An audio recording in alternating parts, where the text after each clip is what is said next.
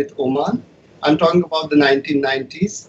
And she told me about the trade office in Oman, and they had the links with Qatar, which was suspended later for various reasons. But these things were happening at that point of time. And I was told something very interesting. In the context of Pakistan, there's another story I'd like to tell you, though it's not relevant directly, but it's relevant to process. And that is that the Pakistanis, President Musharraf around that time, I think in 1999 or 2000, he kind of made it was a sounding board.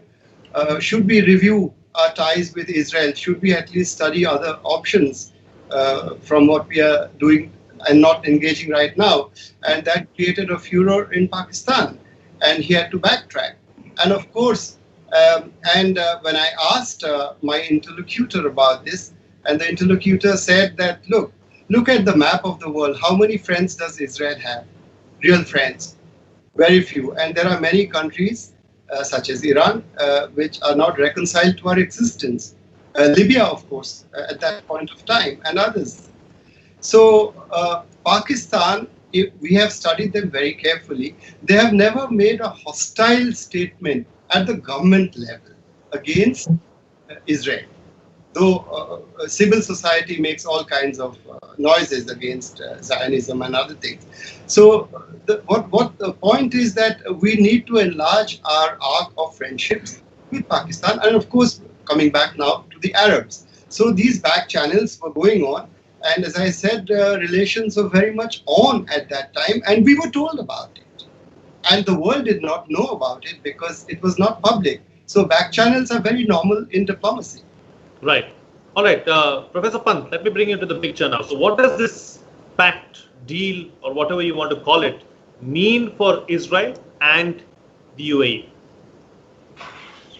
I think it opens up enormous possibilities for their bilateral engagement, but I think it also opens up a completely new chapter in some ways, as Ambassador Dayal was earlier pointing out, in the larger geopolitical alignments that are going to emerge out of this. It's not going to be a one play game or one move game. It's a larger geopolitical chessboard that has been, where we are starting now seeing some results. President Trump got a lot of flack, for example, for his earlier moves in the Middle East. But I think this is something that was going on through the back channels. That was something that was clearly being worked upon over the last few years. And I think we are going to see some substantive results over the next few years. And we know that Mr. Biden himself has welcomed the move and has said that he would be building on this if he gets elected. So clearly there is a bipartisan consensus in favor of such an agreement in America. And also going forward, the other stakeholders in the region would find it very, very, that they are entering into very, very different waters. We have already seen some of that. For example, if you see the reaction of Pakistan and how Pakistan has been grappling with its own set of problems with Saudis, if you see how the Arab Gulf states have reacted to it, and also the Palestinians' frustration about what is going to happen to their own future. So I think clearly for all stakeholders, this is a very new reality, the new normal that is now going to be ushered in, and all the countries in the region and outside will have to respond to that. So I think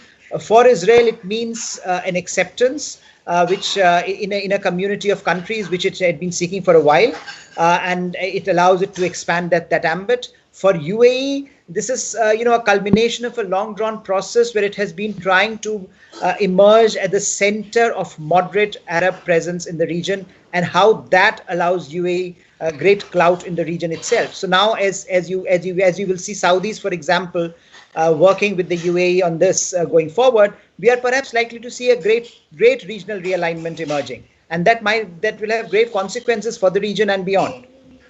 Okay, talking about the region and beyond, Ambassador Prabhu Dayal, what does this mean for the United States? Because, President Trump, like you mentioned in your opening remark, has already taken a great deal of credit for this. Also, let's not forget there are elections around the corner, and, now Biden too seems to have joined the bandwagon and has supported this and has said that he's only going to take this forward. So what does all of this mean, and how is this going to play out in the months to come? Well, the Americans have been trying their best to set up an alliance of like-minded countries to contain Iran. Iran has become a great danger to American interests, particularly in the Arab region. Now, on their part, UAE and Israel were also beginning to feel that there was a need for the containment of Iran. In fact, while there had been back channel diplomacy taking place, there had been very overt signals also. I would like to recall that after the inauguration of President Obama in 2009, the Israeli and UAE ambassadors to the United States had made a joint appeal in a meeting with the incoming administration's Middle East advisor to urge a tougher US line on Iran. Then there were reports in September 2012 that Benjamin Netanyahu, the then Israeli Prime Minister, met with UAE Foreign Minister Abdullah bin Zayed in New York, and they agreed on the threat from Iran. But of course, the UAE didn't want to publicly go forward. Now, diplomatic relationship between two of its friends, UAE and Israel, certainly helps the United States, regardless of which administration is in place. I must say that this is something that the Americans had themselves been trying to work out, but the problem was that the UAE did not want to be seen a part of an agreement which abandoned the rights of Palestinians. And that is why, if you notice, in this particular agreement, there is a specific mention that the deal provides for the suspension of the annexation of the West Bank by Israel. But it doesn't provide any timeline. In other words, a suspension is a delightfully vague term. And the administration in the United States has been at pains to point out that the suspension of the West Bank annexation could be revoked later. So the Americans have been able to put together a deal, but it will be a challenge for them to make it hold. I must underline the fact that the Palestinian question is no longer as central to Arab thinking as it used to be. I was posted as ambassador in Kuwait. The Palestinians had been thrown out from Kuwait because during the Iraqi occupation of that country, Yasser Arafat had sided with Saddam Hussein. So the Palestinians do not enjoy overall Arab support as they used to. But nonetheless, for various reasons, other Arab countries can't pull themselves away from the Palestinian cause. And the problem for the Americans would be how to keep the deal together and how to get all the parties on board in the coming months and years. Absolutely. You know, this is something that I wanted to raise with you as well, Ambassador Mishra, and take this particular point forward. You know, it's just a suspension really as far as Israel's plans to annex parts of the occupied West Bank is concerned, and not a complete termination. So clearly there is scope there, you know, to go back on the word. So that having been said, is the deal going to hold in the long term? Well, it's very important to note that the word suspension has been used by Prime Minister Netanyahu, but the UAE Crown Prince has said, I will quote, an agreement to stop further annexation. He calls it an agreement to stop, to terminate further annexation. So there is tension between the two versions of what was agreed on, regardless of the test, because they have gone public. It's public diplomacy. It's signaling. Now, let's go back to June. What happened? One of the key figures, apart from the Israeli intelligence chief who went to the UAE, one of the key figures was the UAE ambassador to the US, very active, Yusuf Al-Otaiba. Now, in June, he writes in the Yediot Al-Aharonot newspaper, which is the largest circulated Israeli daily newspaper, annexation will certainly and immediately upend Israeli aspirations for improved security, economic and cultural ties with the Arab world and with the UAE. To quote exactly the translation. Then he also has a carrot for Israel. He says, if they stop annexation, then the sky is the limit, greater security, direct links, expanded markets, growing acceptance. Four things he talks about. So therefore, this tension is still there. We cannot say that the deal is done till everything is done. Signing a piece of paper or making a joint declaration is only part and the beginning of a process in the real world of diplomacy. And the devil lies in the details. We all know that. So I think there will be a lot of hard bargaining. And I use the term severe pragmatists for Israel. They are very severe in their pragmatism. They will sup with anybody if their interests are met. And they are extremely pragmatic people. And also, I would like to also refer to demography, again from my own experience in Israel. I was there in the earlier part of the century. Now, the Israeli Arabs, the Palestinian Israelis of Arab origin, were 20% of the population. So if you're going to go on annexing territories in Judea and Samaria, as the Israelis call it, and beyond, for the east, you're going to get more and more Arabs in your population. So what does it do to the Jewish character of the Israeli state? And it's the fastest growing community. I'm sure it will be much more than 20% in terms of percentage of the population today. So that's, I think, a demographic factor, which is strategically a very important factor to the future of Israel as a Jewish state, as a self-declared Jewish state. So right. If you go on annexing, is it serving your interest? So ultimately, you'll probably have to have some kind of modus vivendi with the Arabs, as both Ambassador Dayal and Professor Pant said. You'll have to have a grand bargain, and the whole region is going to change. So the Arabs have lost interest to some extent in the Palestinians, but the Iranians are there, the Turks are there, and they are important powers. Let's not discount them. They are very much part of the problem, and they have to be in some way part of the solution. Otherwise, you will have Hezbollah in Lebanon. Otherwise, you will have problems in Iraq and, of course, in Syria. And right. These are the countries that have not supported the agreement, as you know, because their hands are tied. Absolutely. All right. So let's talk about, another player now on the chessboard. We've spoken about UAE, we've spoken about Israel, the Americans, we've spoken about the Saudis and what it means for the region as well. Now let's talk about Turkey. Professor Pant, Turkey has also very heavily criticized this particular move. Turkey has Erdogan, or the media in Turkey too, have declared Erdogan as the ruler or the caliphate really of the Islamic world. So how is this really going to pan out? What is it that we can expect for Turkey to do going forward?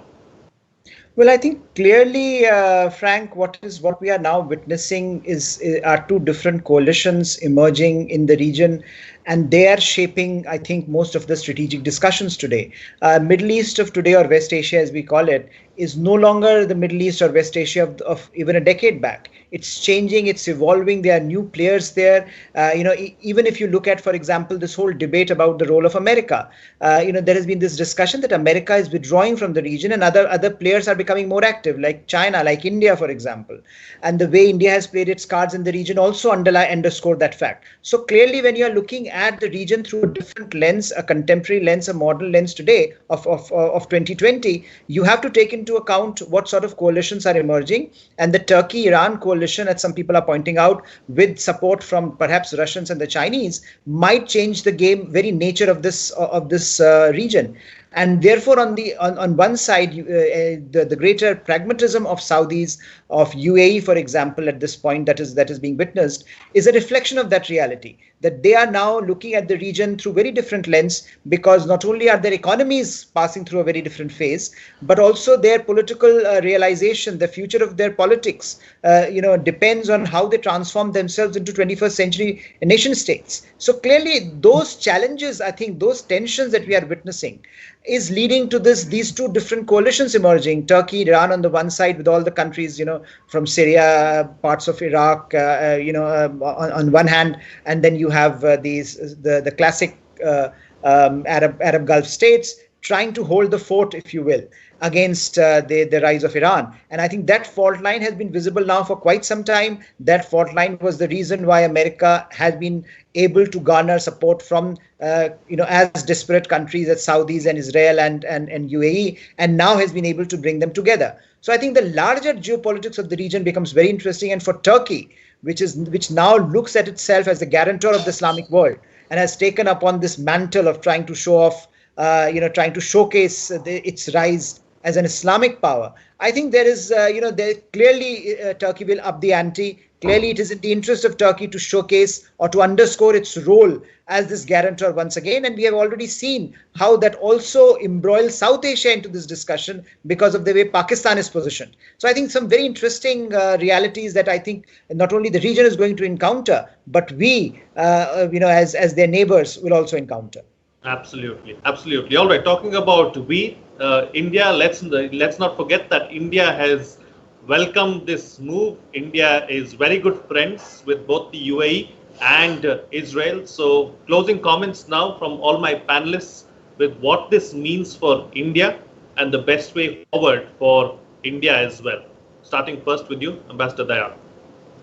Well, India has welcomed the normalization of ties between Israel and the UAE. In fact, our External Affairs Minister received a call from the UAE Foreign Minister on this subject.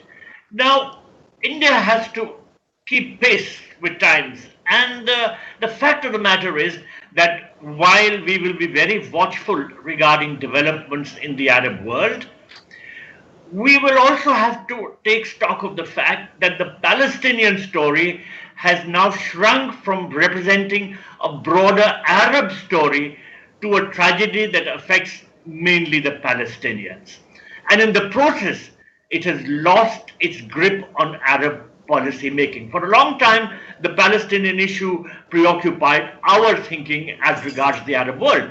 Now, the oil-rich Arab Gulf states are respected global business hubs, and they view the West not as an oppressor, competing civilization, but as a target for investment and a source of stability. We on our part also look at the Arab world as a source of our energy requirements and as a partner in containing extremist Islamist movements. You know, the Arab Spring affected the thinking of the Gulf Arab states, and there is no doubt that that factor has been in their minds in trying to contain Iran, which continues to be an exporter of the Islamic Revolution. So all these factors combined will have to be taken stock by us, and our thinking will have to be shaped accordingly. Absolutely. And Ambassador Mishra, your thoughts on India and what India must do going forward, because let's not forget it's a difficult balancing act that we'll have to do as well, because Iran and Palestine have been good friends, and we are historically too we've enjoyed robust ties with them. So we have to keep all of that in mind while going forward. I absolutely agree with you, Frank. In fact, if you look at the Indian statement, it welcomes full normalization between the UAE and Israel, but it also talks about a two-state solution. The statement talks about both the things, and we must never trivialize the second aspect, the two-state solution. It's integral to Indian policy, and as I said, the problem in a way might solve itself, and we hope it does with the democratic changes within Israel. So there may not be a need for a two-state solution. If Israel becomes a different kind of a state, then that might be a grand bargain, a long-term historic solution. But that's very far into the future. But definitely we have not abandoned the Palestinians, and I don't see any reason why we should also. And at the same time, I also maintain, and I've always maintained, that this is a phase of realignment. This is a phase of history. This is not the end of history. This is another phase in the Middle East, and it's a volatile region, and we must never say never. Anything is possible, and our ties with Iran are very important. And of course, with the Turks taking a somewhat interventionist role in our region, in our immediate neighborhood, Pakistan, of course, and of course, also wanting to, as Professor Pant said, the mantle of, to hold the mantle of Islam, to become the leader of the world of Islam. And that also has implications for India. And that's why they've been making the kinds of statements they have been making. They were much more subdued 5 or 10 years back, because we have tilted a little bit towards the Saudis and the UAE, who are on the other side. So we have to play this balancing act. And Prime Minister Modi has said it, that we want good relations with all, and he has named everybody, even Iran. We must not abandon Iran. So therefore, my comment would be that we have to be very careful not to fall into this completely. We must keep our options open. Iran is a very important country. Look at geography, access to Central Asia. Well, the Gulf Arabs and the other Arabs are much further away. They can't help us in that. So it will play an important role in future. But at the same time, I would say that we have played our cards well. We have been quite prescient right from the opening of diplomatic relations with Israel. We could foresee the trend, the long-term trend, and this is a little bit in Israel's favor, this agreement. Because whatever the UAE may say publicly that you have to stop annexation, Israel is not going to say that. They are keeping all the options open. It puts pressure on the Palestinians. And some Palestinians are even now privately saying that a two-state solution may not be possible. We have to find a solution within Israel. Right. All right. And Professor, close the show for us with your concluding remarks. Well, Frank, India has been very, very careful in terms of balancing the trifecta of Arab Gulf states, Israel and Iran, as far as the Middle East is concerned. But I think the rapidity with which the Middle Eastern situation is evolving also forces India to, to grapple with these changes. And so if you have two of your very close partners like UAE and Israel, coming to terms with each other and normalizing the relationship, that's good news for India. India should be celebrating it, but of course recognizing the challenge that some of the negative externalities of this pact would engender. And India will have to cope with it. India will have to cope with some of those challenges, like the issue of Turkey, like the issue of Iran, which are already evident in some ways in our neighborhood. As far as India is concerned, look at India's ties with Turkey that have gone a bit on the negative in the recent past. So clearly, the larger landscape is changing. It is not, everything is not in India's control. Some of these things are happening because the nature of Middle Eastern politics and its geopolitics is evolving. And I think that's the larger constraint that will always be there on India. So, but clearly our equities lie in making it possible for the region to develop in a manner that allows for all participants or all stakeholders to have a say. But clearly that can be India's hope. But India's policy will have to evolve much more pragmatically depending on the realities on the ground. All right. On that note, then, I'll call it a wrap on this edition of The Big Picture. Thank you to all my guests for joining me on the program and putting things into perspective for us. What's coming out of this discussion is it's a historic deal with several strategic implications for the region. It's a deal which has taken several months of hard back-channel diplomacy. It's a massive diplomatic victory for Prime Minister Netanyahu, President Donald Trump, and Khalifa bin Zayed Al Nahyan. It's not a one-play game. There are going to be many more moves on the chessboard, and something substantial will come out of it in the future. It's something that is going to change the